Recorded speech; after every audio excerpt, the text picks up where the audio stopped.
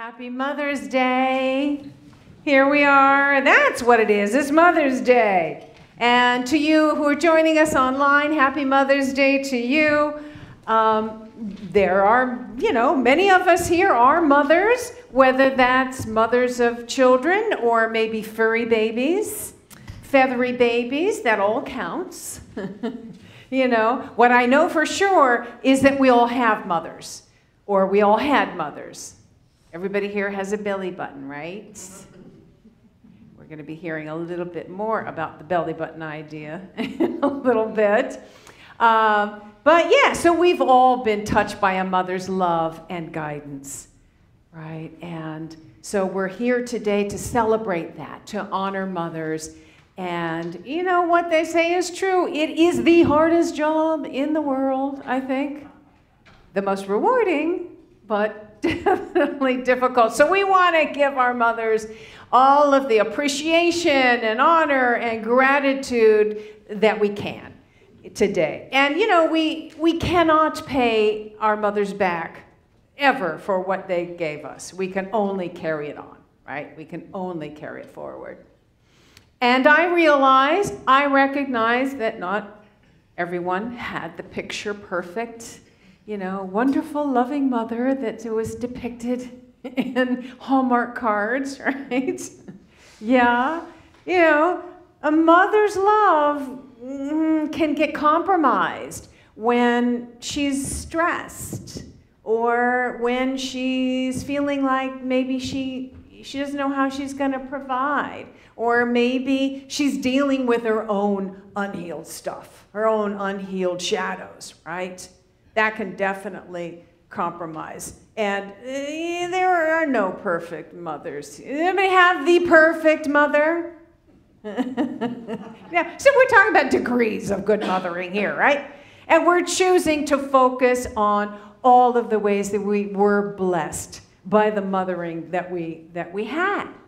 That's what we're focusing on today. And that love, that's the first gift that a mother, gives her child. And it's no doubt that, a mother falls in love. I mean, there's no, of course she does. Here you are with the baby you've just given birth, and this newborn is like the purest expression of life. It's just the purest expression. And if you have conceived that with, your partner, you may see like that's the purest version of the combination of the two of you. That's kind of how it happens, and by nature, by design. And that, again, that love is the foundation for a child's life. That ensures that a child grows into a confident adult who is, feels valuable and feels that he or she is lovable, and sets one up for a lifetime of successful relationships. Now, if you feel that may have been lacking, in your childhood, not to worry. Again, mothers are the sort of ultimately an imperfect representation of divine love. That's what a mother is, the representation of divine love, but kind of an imperfect representation. And divine love, infinite divine love from Source, is always here. It's here right now. It is constantly being given to us. It is being given to us right now, and we can receive it right now. Let's just receive it. Let's all take a nice deep breath and receive that divine love that is here, constantly being given to us. Yeah. And the quality of that divine love is compassion and patience and complete acceptance and encouragement and protection and just faith, right? That's the quality. So it might be a tad unfair to expect a human mother who, again, is trying to balance all the things in her life and maybe dealing with her own stuff. Yeah, it might be a tad unfair to expect that human mother to express all of those qualities perfectly, right? That's why we are focusing on being grateful for the love, the mother love that we did receive. And now that we're adults, we can go to the source. We go directly to source, to that divine love that is here within us, where all of those qualities lie. Right now, all those qualities, compassion, acceptance, patience, encouragement, they're right here. They're right here within us. And you know, that mother can really be kind of a representational idea of that universal idea of mothering, kind of like the Jungian archetype, which is, you know, the archetype is like a pattern of thought, of images, of characters universally present and within us individually, right? That mother archetype. So I think it could be really useful to look at, to explore some of these universal archetypes as we're seeking to, you know, express the highest that is within us and to actively participate in our conscious evolution, which is the theme for this month, right? Conscious evolution. We talked about this last week. This is the theme for this month. It's one way to do that. And we all have that mother archetype within us. We, male and female, we all have it. And nowhere is that more apparent than when you hold a baby. Whether that's a human baby or maybe it's a furry baby, right? Just suddenly you have this unconscious, you know, you hold the baby gently and you want to take care of it and protect it and nurture it and give it what you feel that it needs, right?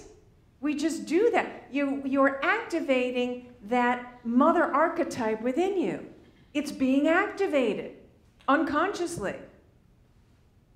Another quality of the mother archetype we can think of as being that fertile, creative place within us. So if you have an idea or a project or something that you really want to see realized, you really love this idea, this project, you want to see it realized, when you're launching that, very often we refer to this as giving birth to it, right? I'm giving birth to my book, to my organization, to my idea, to my garden, whatever it is, right? And we often refer to the thing as our baby.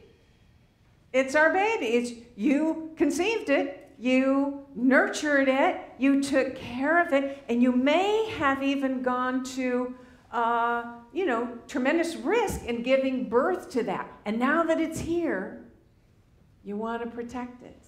You want to see that it grows. Again, that's another example of the mother archetype being activated within you. So embracing that archetype, embracing that, can give us confidence and power because we know we're capable. It's already here, right? It's already within us. So another quality of the mother archetype can be intuition, powerful intuition. Now, you know, very often we refer to it as women's intuition.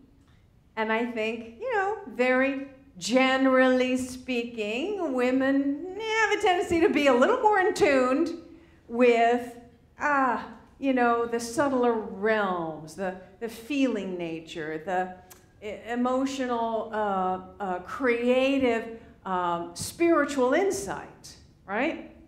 Which is all the more surprising that historically, and I think Chris was mentioning this last week, historically, spiritual leaders and priests and pastors and ministers and the Pope, you know, historically male.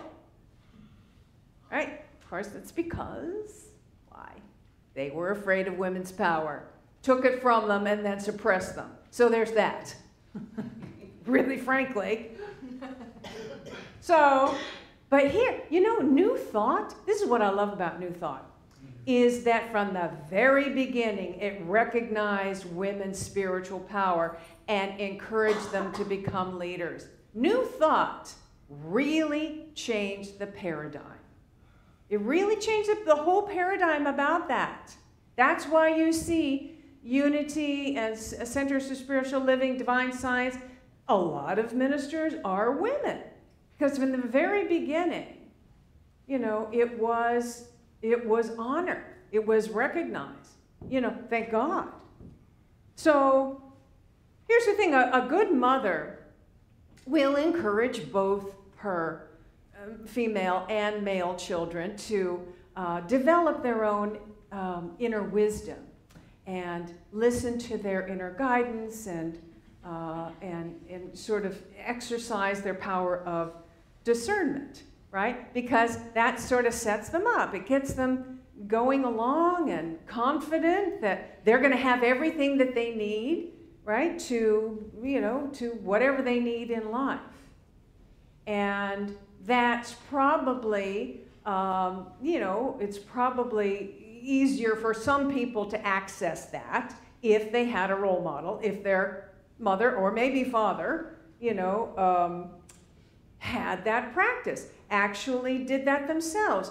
You know, listen to their inner wisdom, use that power of discernment, you know, listen to and followed intuition, and then encourage you to do so. Right? That can be really helpful. But again, you know, if that wasn't part of your childhood, it doesn't matter, because that power of wisdom is already within us. It's within each of us. It's one of our 12 powers. The power of wisdom is located right here in the solar plexus. We all have it. This is our power of wisdom, discernment, and intuition. And we can exercise that. We can learn to access it. You know, it may take a little more work for some to learn to access that, to trust it, but it's there, right? We all have it. Yeah. So, yeah, and you know, as children are beginning to grow up, you know, some of us have children who are becoming teenagers and young adults, and that's when we as parents need to step back and let the children make their own mistakes, right? Because that's how they learn. That's how they learn to develop their inner wisdom. They learn the skill of discernment and to listen to the inner wisdom, to develop a relationship with that intuition. And it is the hardest thing to say, to watch your children make a big mistake when you know the solution is right here. And it is so clear. If they would just listen to you, they just would save them so much pain. But you can't, right? You can't. Because the more a mother steps in to try to solve her children's problems, the less likely that child is going to be able to develop that own skill. That's their skill. That's their gift. Like all of us have that gift, that power of wisdom. You know, it's interesting. In a lot of the wisdom traditions, the power of wisdom is so important that they've personified it. Like in ancient Greece, it's Sophia, right? Sophia is the personification of wisdom. That's true for the Gnostics, and early Christians had this idea, this image of Sophia being, you know, the goddess of wisdom, the personification of wisdom. It's interesting that it was a female, right? And probably a mother. No doubt, I'm sure, you know. Linda Martella-Whitsitt. You're familiar with Linda Martella-Whitsitt in her book Divine Audacity, which is really all about the 12 powers and how we can use them, how they can really help us in our lives. She talks about the power of wisdom. And she says, you know, wisdom is often compared to knowledge. Knowledge, however, is our recall of information accumulated and stored in our brains. Knowledge is based on experience as well as study. Wisdom is applied knowledge, our decision-making capacity through mental evaluation, spiritual discernment, and moment-to-moment intuition. That's the power of wisdom. And again, it's here, it's now within us. We just need to learn to access it and trust it. So I want you to think of a moment right now where you had clear guidance, clear intuition, where it was really strong and really definite. Think back a time. See if you can recall that moment. Maybe it was a pivotal moment in your life where you really felt some clear guidance, and see if you can locate where it was in your body. Was there was it associated with any part of like your gut or your heart or any part of your body? See if you can recreate that sensation, really feel into that sensation. What did it feel like? Or maybe for you, it was just a flash of insight. Just a flash of, ooh, time to leave. Or, yeah, let's say yes to this. Or maybe it was a heaviness in your heart. Or a lightness in your heart. Maybe there was a combination of some of those things. See if you can really recall that and feel into how it is for you, how it was for you. And I'm going to ask you now, because we've all done this, think of a time that you felt that intuition. It was clear and strong, you knew it, but you didn't follow it. For whatever reason, we all do it, right? Think about a time. And what happened then? And what did you learn from that? What did you learn from it? And now, think of a time where you had that insight, that revelation, that intuition, and you said yes, and you followed it. What happened? What was the blessing in your life? How did that show up?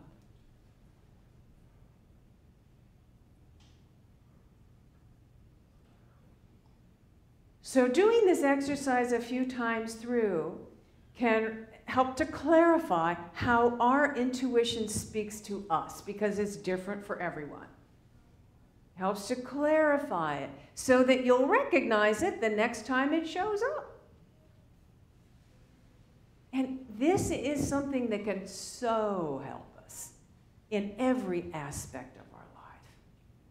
You know, relationships, our careers, movement forward, drawing back, when to pursue something, when to, you know, say, maybe not now. It's a really important skill, and it's not just women's intuition. We all have it.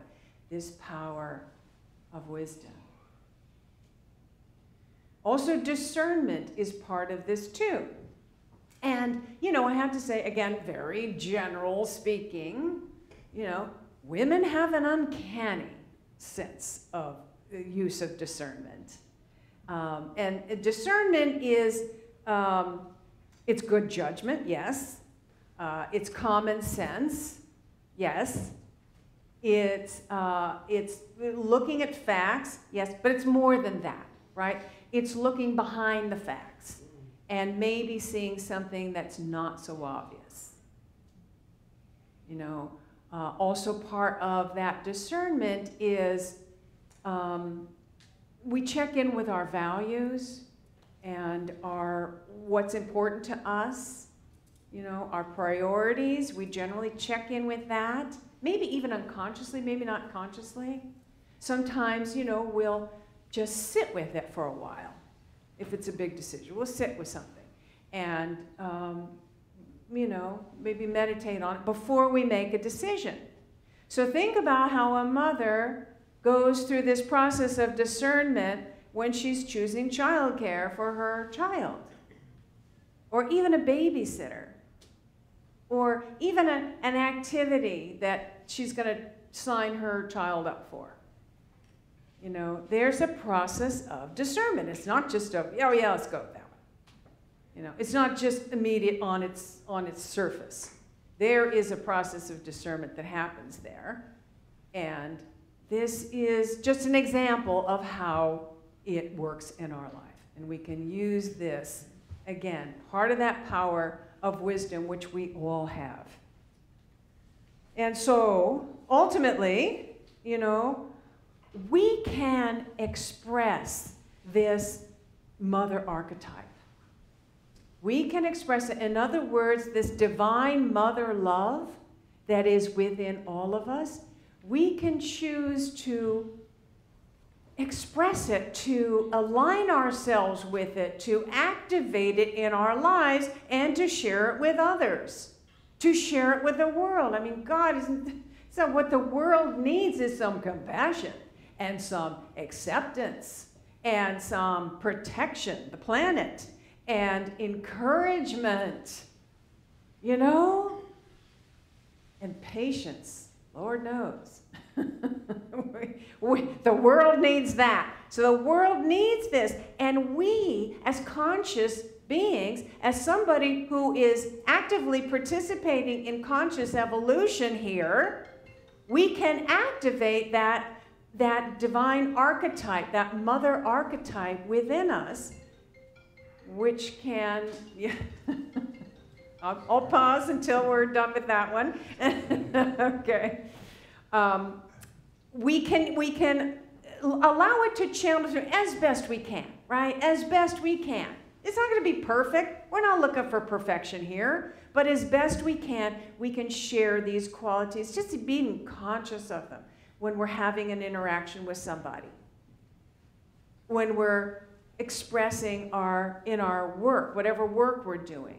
When we are, you know, communicating with others, when we are trying to take care of our planet, we can have this idea and this consciousness in our intention, right? In our intention. And this is one of the ways that we can be of service to that emerging paradigm, to that new paradigm that is emerging.